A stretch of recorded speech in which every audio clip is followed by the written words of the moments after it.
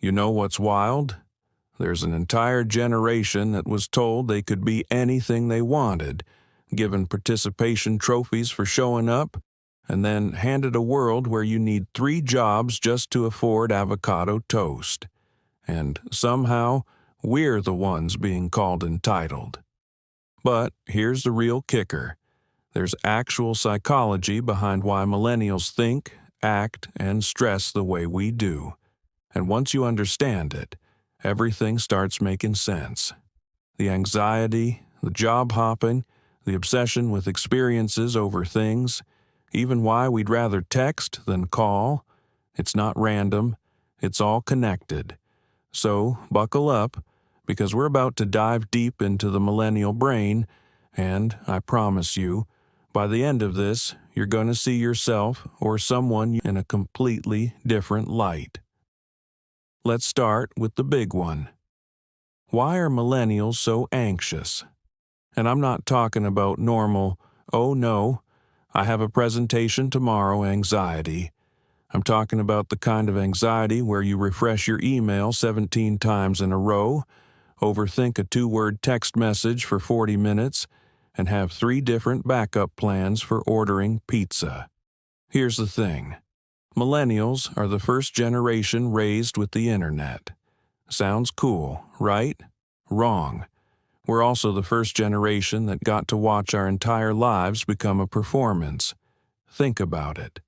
Previous generations, they embarrassed themselves at parties, and by Monday, everyone forgot. Us? That photo of you doing the Macarena at your cousin's wedding in 2009, still on Facebook. Tagged. Forever. We grew up knowing that everything we did could be documented, shared, and judged by hundreds of people. That's not normal. That's psychological pressure on steroids. Scientists actually have a term for this. It's called ambient awareness. It's the constant low-level stress of knowing you're always on, always visible, always being evaluated. And here's where it gets really interesting. This created something psychologists call decision paralysis. See, our parents' generation? They had 5 career options, 3 TV channels, and 1 type of milk. Simple. But millennials? We've got infinite options for everything. What career should I pursue? There are literally thousands. What should I watch? Netflix has 15,000 titles. What milk should I buy? There's dairy, almond, oat, soy, cashew, coconut, macadamia, and probably some new one made from rocks by the time you watch this. Too many choices don't make us happier. They make us stressed. Because every choice we don't make feels like a missed opportunity. And that, my friends, is why your millennial friend spent 20 minutes deciding on a restaurant and then still wasn't sure if they made the right choice. Now, let's talk about something that really gets people fired up. Job loyalty. Or, should I say, the lack of it. Boomers love to complain that millennials jump from job to job. It's a game of hopscotch. Back in my day, you stayed with one company for 40 years and got a gold watch. Well, back in your day, that company also gave you a pension, consistent raises, and didn't make you reapply for your own job every 2 years during restructuring. Here's the psychological reality. Millennials witnessed their parents' generation give everything to companies that then downsized, outsourced, and eliminated pensions without a second thought. We watched our parents be loyal to corporations that weren't loyal back. We saw the 2008 financial crisis hit right when many of us were entering the workforce. We learned real fast that company loyalty is a one-way street. So we adapted, and psychologically, this created what researchers call a transaction-based work relationship. We're not emotionally invested in a company. We're invested in our own growth and development. You give us good experience, fair pay, and work-life balance. Cool, we'll stay. You don't? We're out. It's not disloyalty. It's survival. Plus, here's a fun fact. Research shows millennials change jobs every 2 to 3 years on average. You know what that actually does? It increases salary faster than staying put. So, who's really winning here? But wait, it gets deeper. Let's talk about the millennial relationship with money, because this is where things get really psychological. We're called the broke generation, but we'll drop $200 on concert tickets without blinking. We complain about student loans, but somehow always have money for that weekend trip to Portland. What's up with that? It's called experience economy, and it's rooted in some fascinating psychology. See, millennials grew up watching their parents accumulate stuff. Big houses, fancy cars, rooms full of furniture. And you know what happened? 2008 happened. Suddenly, all that stuff didn't matter. Houses went underwater, cars got repossessed, and physical possessions lost their value overnight. We learned that things are temporary, but experiences, those are forever. You can't repossess a memory of backpacking through Europe. A bank can't foreclose on that time you saw your favorite band live. And psychologically, this makes total sense. Research shows that experiential purchases provide more lasting happiness than material ones. But here's the twist. This isn't actually reckless spending. It's a calculated psychological defense mechanism. We're investing in the one thing we know has permanent value, our memories and personal growth. Although, let's be real, it also means we're really good at justifying why we need that third streaming subscription. Now, let's address the elephant in the room. Or should I say, the smartphone in our hands. The relationship millennials have with technology is absolutely fascinating from a psychological standpoint. We're the bridge generation. We remember life before the internet, but we also can't really function without it now. We had childhoods with actual boredom, sitting around waiting for something to happen, boredom. But we also had the internet hit right during our formative years. This created something psychologists call digital dualism. We exist in two worlds simultaneously, the physical and the digital, and we're constantly switching between them. You're having a conversation with someone while also checking your phone, replying to a text, and mentally composing an email. This isn't rudeness, it's how our brains literally learn to function. But here's where it gets problematic. This constant connectivity has rewired our reward systems. Every notification is a little hit of dopamine. Every like, every comment, every share, it's all feeding into a psychological loop that makes us crave more validation. Social media companies know this. They literally hire psychologists to make their apps more addictive. And millennials? We're stuck in the middle. We're old enough to remember when social media wasn't necessary for existing, but young enough that it became essential during our career-building years. We have to be on LinkedIn for jobs. We have to maintain some social media presence for networking. It's not optional anymore. This creates what researchers call compulsory visibility, the psychological stress of having to maintain an online presence even when you don't want to.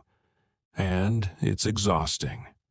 Speaking of exhausting, let's talk about the millennial approach to work-life balance, because this is where older generations really don't get it. We're called lazy for wanting flexible schedules and remote work options. But here's the psychological truth. We're not lazy. We're efficient. And we watched previous generations sacrifice everything for work and end up burned out, divorced, and barely knowing their own kids. We said, nah, we're not doing that. Psychologically, millennials prioritize life integration over work-life balance. We don't want work on one side and life on the other. We want them blended. We'll answer emails at 9 p.m., but we also want to leave at 3 p.m. for a yoga class. We'll work on weekends if we need to, but we also want the freedom to take a random Tuesday off to go hiking. This isn't entitlement. It's a fundamentally different psychological approach to productivity.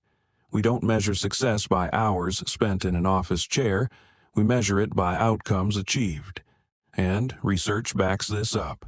Studies show that flexible work arrangements actually increase productivity, not decrease it. But try explaining that to a boss who thinks FaceTime equals hard work. Now, let's get into something really interesting: the millennial relationship with failure, because this is where participation trophies actually come back to haunt us. Yes, we got trophies for showing up. Yes, we were told we were special and could do anything. And you know what that created? A generation absolutely terrified of failure. Because if we're so special and can do anything, then failing means something must be fundamentally wrong with us. Psychologists call this fixed mindset versus growth mindset. We were raised on fixed mindset, the idea that you're either good at something or you're not. You're either smart or you're not. You're either special or you're not. And that's incredibly damaging because it makes every failure feel like a personal indictment rather than a learning opportunity. This is why millennials are so prone to imposter syndrome. We constantly feel like frauds because we were told we were supposed to be amazing at everything. And the reality is, we're not. We're just regular people trying to figure it out like everyone else. But here's the beautiful thing: we're learning. We're unlearning those toxic messages and embracing the growth mindset. We're starting to understand that failure isn't the end. It's just data. It's information we can use to do better next time. Although that doesn't make it suck any less when it happens. Let's talk about something lighter for a second: millennial communication styles. Because nothing confuses older generations more than our absolute hatred of phone calls. Just call them. Nope. I'll send 17 texts, 3 emails, and a carrier pigeon before I pick up that phone. Why? Because phone calls are psychologically stressful for millennials in a unique way. Think about it. We grew up with AOL Instant Messenger and text messages. We learned to communicate asynchronously. We could think about our responses, edit them, perfect them. Phone calls? Those are real-time, unedited, no take-backs communication. That's terrifying. Plus, phone calls demand immediate attention and response. They're interruptions. Texts? I can respond when I'm ready. I can multitask. I'm in control. Phone calls put the other person in control, and psychologically, that makes us uncomfortable. Also, let's be honest, 90% of phone calls could have been an email anyway. But here's something really fascinating about millennial psychology: our relationship with authenticity. We value realness more than any previous generation, and it shows in everything we do. We don't want polished, perfect advertisements. We want behind-the-scenes content. We don't want corporate speak. We want brands that sound like actual humans. We don't want filtered perfection on Instagram anymore. We want vulnerability, mess, and honesty. Why? Because we grew up in the early days of social media, where everything was filtered and perfect, and we realized it was all fake. We saw through it, and psychologically, this created a deep craving for authenticity as a rebellion against all that fakeness. This is why influencer culture is shifting. The perfectly curated Instagram feed? Dead. People showing their actual lives, struggles, and imperfections? That's what resonates now. Because we're tired of pretending everything is perfect when it's clearly not. Let's talk about something that really defines millennial psychology: our relationship with authority. Because we question everything, and it drives older generations absolutely bonkers. Why do we do it this way? Because that's how we've always done it. But why? That exchange right there? That's peak millennial energy. And it's not disrespect. It's a fundamentally different psychological approach to systems and structures. See, previous generations were taught to trust authority figures implicitly. The government knows best. Your boss knows best. The system works. Don't question it. Millennials? We came of age during the Iraq War, the 2008 financial crisis, and countless corporate scandals. We watched authority figures lie, cheat, and manipulate without consequences.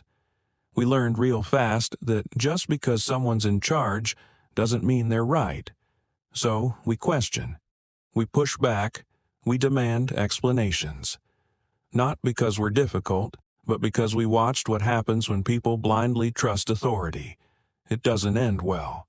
This creates what psychologists call institutional skepticism, and it's actually a healthy psychological adaptation to growing up in a time when institutions repeatedly failed us. Although it does make family dinners really awkward sometimes. Now, let's dive into something really important: millennial mental health. Because we're the therapy generation, and we're not ashamed of it. Previous generations dealt with mental health issues by not dealing with them. You just powered through. You didn't talk about it. You definitely didn't go to therapy because that meant you were crazy. Millennials said, "That's not working out so great for y'all, so we're going to try something different." We normalize therapy. We talk openly about anxiety, depression, and mental health struggles. We treat mental health like physical health, something that needs attention and care. And psychologically, this is massive. By removing the stigma, we made it possible for people to actually get help. We created a culture where it's okay to not be okay, where asking for help is seen as strength, not weakness. Sure, we also turned mental health into memes and coping humor. My therapist is gonna love this story. But hey, whatever gets us through the day, right? The psychological impact of this shift cannot be overstated. We're breaking generational cycles of trauma by actually addressing our issues instead of burying them and passing them on to the next generation. Let's talk about the millennial approach to relationships, because this is where traditional values really clash with modern psychology. We're getting married later. We're having kids later. We're more likely to cohabitate before marriage. We're redefining what relationships even look like. And older generations are losing their minds. But here's the psychological reality. We're not afraid of commitment. We're afraid of the wrong commitment. We watched our parents' generation have a 50% divorce rate. We saw marriages that were clearly unhappy but stayed together for the kids, or because that's what you do. We decided we wanted something different. We want partnerships, not obligations. We want to actually like the person we're with, not just tolerate them.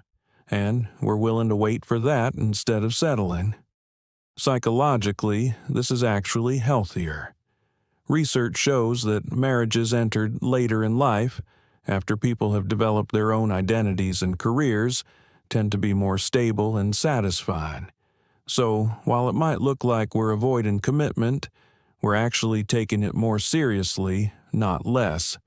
Plus, have you seen the economy? We can barely afford rent. Add in a whole wedding to that equation? We'll pass for now. Here's something really interesting about millennial psychology: our relationship with brands and consumerism. We're the generation that killed chain restaurants, department stores, and, apparently, napkins. Seriously, that was a real headline. But we didn't kill them out of spite. We killed them because they didn't evolve with our values. We vote with our wallets, and psychologically, this makes sense.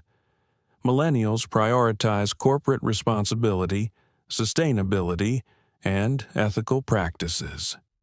We want to know where our coffee comes from, how our clothes are made, and what impact our purchases have on the world.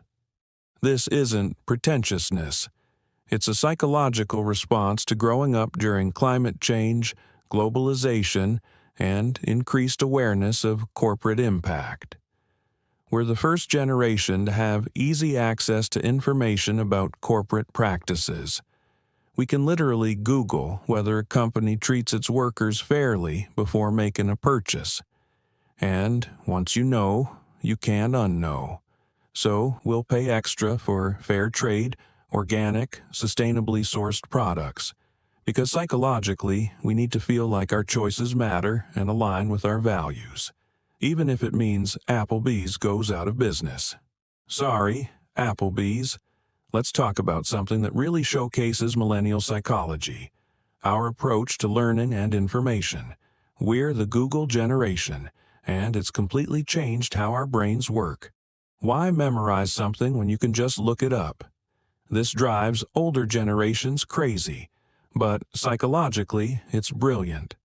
We've outsourced memory storage to devices, which frees up mental capacity for critical thinking, creativity, and problem solving. We're not dumber for using Google, we're just optimizing our cognitive resources differently. Instead of memorizing facts, we've learned how to find, evaluate, and synthesize information quickly. That's actually a more valuable skill in the modern world, although it does mean we're completely useless during trivia nights when the Wi-Fi goes out. Now, let's address something crucial: the millennial relationship with activism and social justice. Because we're the generation that turned everything into a cause, and it's rooted in deep psychological needs. We grew up watching terrible things happen: school shootings, wars, environmental disasters, on TV and the internet, but we were powerless to do anything about them as kids. That created a deep psychological need to feel like we can make a difference now that we're adults. Social media gave us a platform, the internet gave us organization tools, and our values gave us the motivation. So we protest, we boycott, we call out injustice, and we demand change. Older generations often see this as performative or slacktivism, but research shows that online activism does lead to real-world change. It spreads awareness, shifts cultural conversations, and mobilizes people. It's not a replacement for traditional activism. It's an expansion of it. Plus, we're literally dealing with problems previous generations created and ignored. Climate change? That's our inheritance. Student loan debt? Thanks, guys. Wage stagnation? Appreciate it. So, excuse us for being a little fired up about fixing things. Let's talk about something lighter: millennial nostalgia, because we're the generation that turned the 90s into a personality trait, and there's actual psychology behind it. Nostalgia is a psychological coping mechanism. When the present is stressful and the future is uncertain, our brains naturally seek comfort in positive memories from the past. And, boy, is the present stressful for millennials. We're dealing with economic instability, political chaos, climate anxiety, and a pandemic that stole 2 years of our lives. So we're going to romanticize the decade when our biggest problem was whether to rewind the VHS tape before returning it to Blockbuster. Nostalgia also provides a sense of continuity and identity. It connects us to our past selves and to each other. When you find someone else who remembers the same obscure Nickelodeon show you loved, that's an instant connection. It's community building through shared experience. Plus, the 90s were genuinely pretty great, and you can't convince us otherwise. Here's something really important about millennial psychology: our relationship with parenthood. Because we're approaching it completely differently than previous generations, and it's causing some tension. Millennial parents are more involved, more anxious, and more intentional than previous generations. We research everything. We read all the parenting books. We stress about screen time, food choices, and developmental milestones. We're exhausted. But here's why. Psychologically, we're trying to do better than what we experienced. We're breaking cycles. We're being the parents we needed when we were kids. We're prioritizing emotional intelligence, mental health, and open communication. We're also the first generation of parents trying to do this while both partners work full-time, with no support system nearby and zero affordable child care. So, we're stressed. The psychological load of modern parenting is intense, and we're doing our best while also trying to maintain our own identities outside of being parents, which previous generations definitely did not prioritize.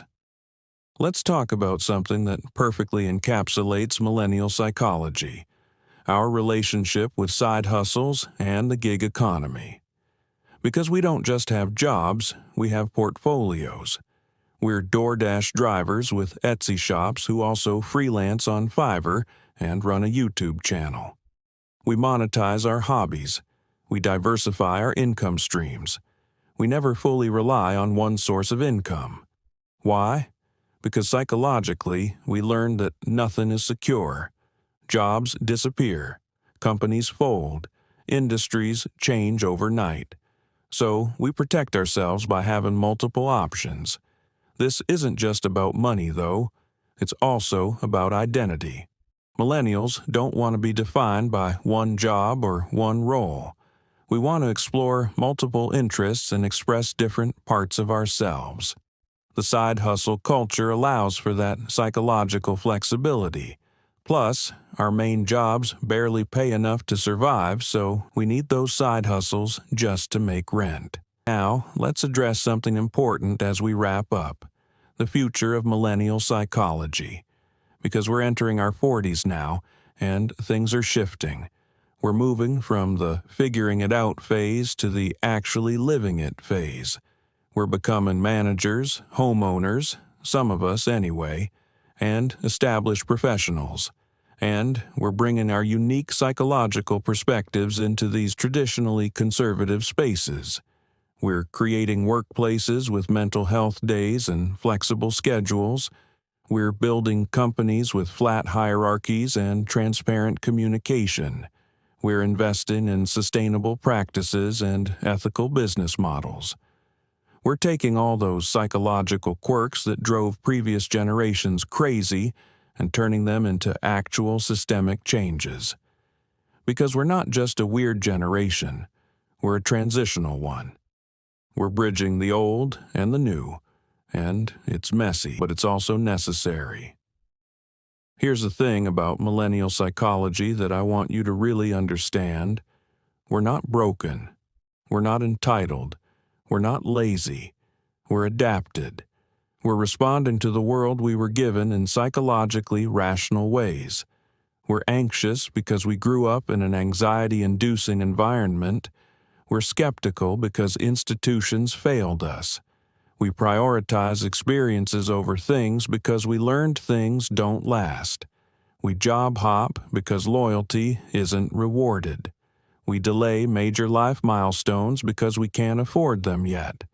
We question authority because blindly following it led to disasters.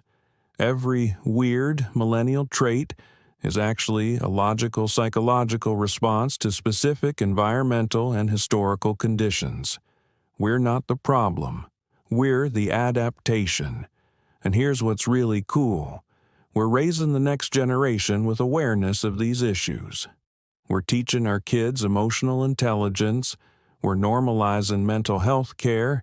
We're questioning systems instead of blindly accepting them. We're prioritizing authenticity over perfection. So maybe we are killing chain restaurants and not buying diamonds. Maybe we do prefer texting to calling and experiences to possessions. Maybe we are too attached to our phones and too willing to change jobs. But we're also therapy-going, authenticity-seeking, change-making, cycle-breaking, world-improving humans who are trying our best in incredibly challenging circumstances. And honestly, the psychology behind all of it is pretty fascinating. So, the next time someone tries to tell you millennials are ruined or entitled or whatever the criticism of the day is, just remember, There's actual psychological reasoning behind everything we do. We're not random. We're responding to the world we inherited in the best ways we know how. And if that means I'm going to continue avoiding phone calls, job hopping every few years, and spending too much money on concert tickets, well, at least now you understand why. Now, if you found this deep dive into the millennial mind as fascinating as I did putting it together, do me a favor, hit that subscribe button and ring the notification bell. Because we're just getting started on understanding the psychology of different generations. And trust me, you won't want to miss what's coming next. Drop a comment telling me which millennial trait you relate to the most, or which one you still don't understand. Let's keep this conversation going. And hey, share this with your millennial friends who need validation, or your non-millennial friends who need education. Either way, let's spread some psychological understanding around here. Thanks for watching, and I'll see you in the next one.